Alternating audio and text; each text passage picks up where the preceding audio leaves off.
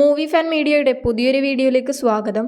പ്രധാനമന്ത്രി നരേന്ദ്രമോദിയുടെയും വൻ താരനിരയുടെയും സാന്നിധ്യത്തിൽ നടൻ സുരേഷ് ഗോപിയുടെ മകൾ ഭാഗ്യയുടെയും ശ്രേയസ് മോഹന്റെയും വിവാഹം ഗുരുവായൂർ ക്ഷേത്രത്തിന്റെ നടപ്പന്തലിലെ കല്യാണ മണ്ഡപത്തിൽ നടന്നു.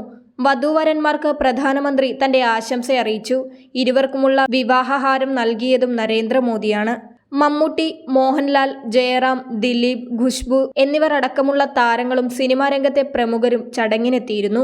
ബുധനാഴ്ച രാവിലെ 6:30 കൊച്ചിയിൽ നിന്ന് ഹെലികോപ്റ്ററിൽ ഗുരുവായൂരിലെത്തിയ പ്രധാനമന്ത്രി മോദി ക്ഷേത്ര ദർശനം നടത്തിയ ശേഷമാണ് വിവാഹ ചടങ്ങിൽ പങ്കെടുക്കാനെത്തിയത്.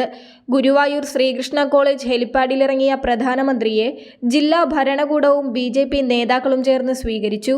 വൻ ജനാവലിയാണ് അദ്ദേഹത്തെ കാണാനെത്തിയത്.